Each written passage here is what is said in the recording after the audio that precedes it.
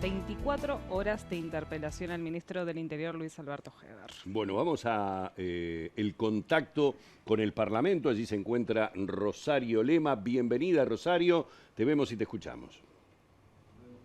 Buen mediodía, sí, así es. 24 horas de interpelación a lo largo de una sesión que, como ustedes también precisamente indicaban, se puso más interesante sobre el final de la misma, ya una vez que habían hecho prácticamente uso de la palabra todos los legisladores.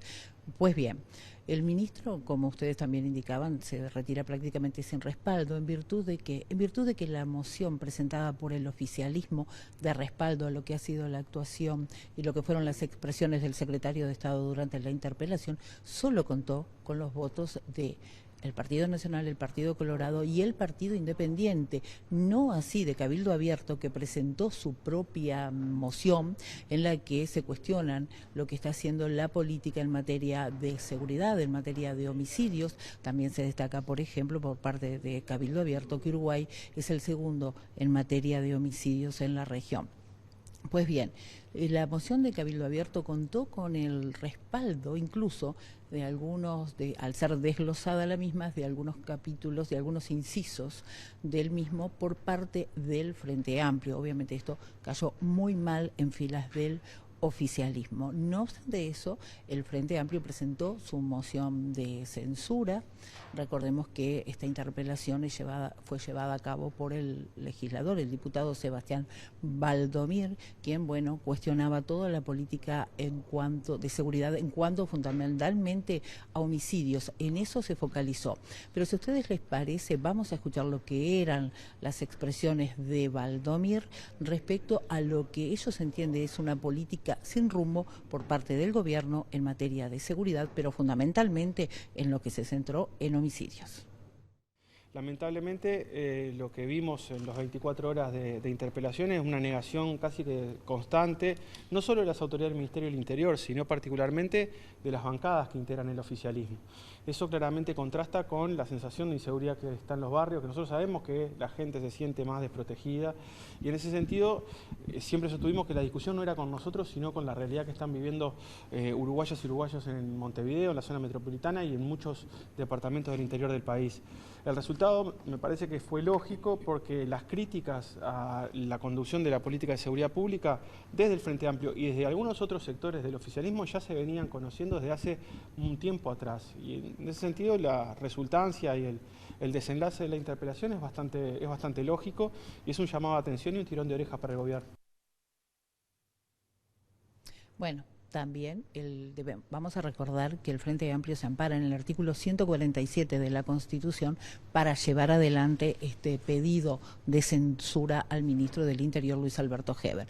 Ahora bien, ¿qué dijo Heber? Bueno, Heber dijo, no estamos conformes con lo que son los resultados en homicidios, en materia de homicidios. No obstante ello, hay otros delitos que sí se han reducido notoriamente en estos años de gestión de gobierno. A su vez dijo que la intención de algunos fue decir lo que él nunca dijo. Nunca,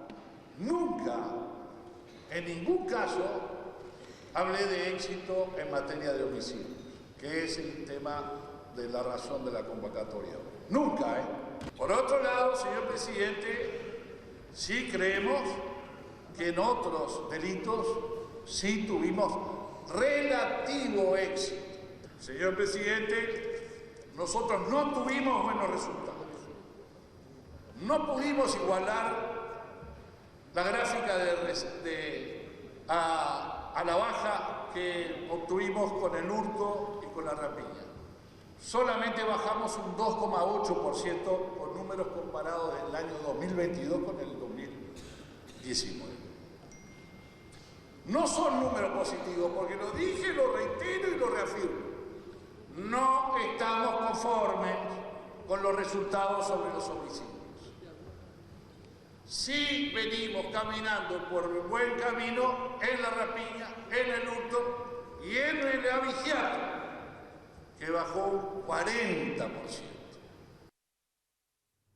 Bueno, ahí escuchábamos entonces lo que eran las manifestaciones del ministro del Interior, Luis Alberto Heber, haciendo sus explicaciones ya prácticamente al cierre de esta interpelación, que, como se reitera, duró 24 horas. Ahora bien, a lo largo de estas 24 horas, el ministro dio una serie de cifras referidas a diferentes delitos. Vamos a compartirlas con ustedes.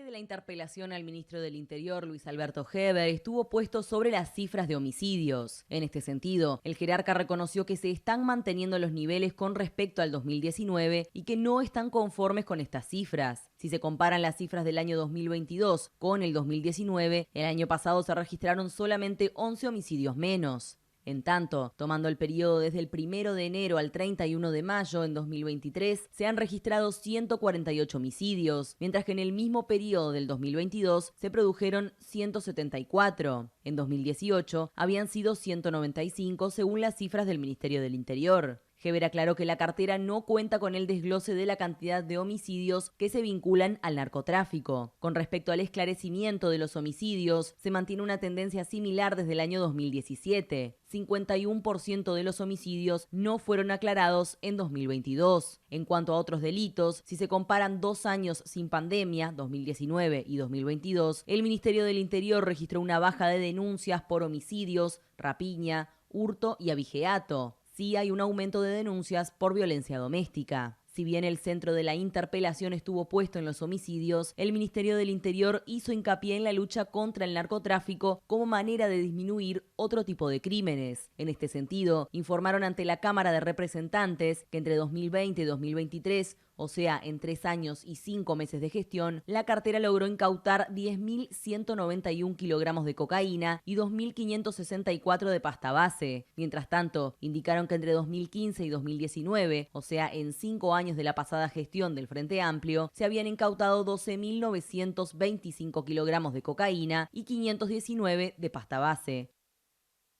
Bueno, más allá de los números que se presentaron en el Parlamento, a última hora, como decía Rosario, se presentó una moción de censura en contra del ministro del Interior por parte del Frente Amplio. Vamos a pedirle a Rosario a ver que nos explique un poco qué es lo que podemos esperar para las próximas horas, porque esto parece que va a llevar un tiempito, ¿no, Rosario? Así es, Humberto. Esto para la convocatoria tienen que pasar 48 horas de efectuada la solicitud. Es decir, tendría que ser el sábado, a partir del sábado a las 10 de la mañana. Obviamente no va a ser, todo hace suponer que va a ser ya sobre el comienzo de la semana. No obstante ello, debemos recordar que este viernes, a su vez, ingresa el proyecto de rendición de cuentas al Parlamento y pasa precisamente a la Cámara de Diputados. Todo esto hace prever entonces que va a ser más dificultoso todavía esta situación.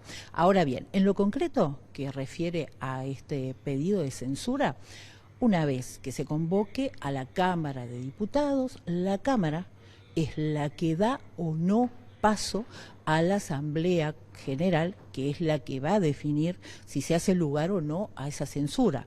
Recordemos que un ministro censurado hace muchos años que no se da, y si no me equivoco, el último fue el ministro de Industria Peirano. Estamos hablando de muchos años atrás. No obstante, esos pedidos de censura a lo largo de los años han sido varios.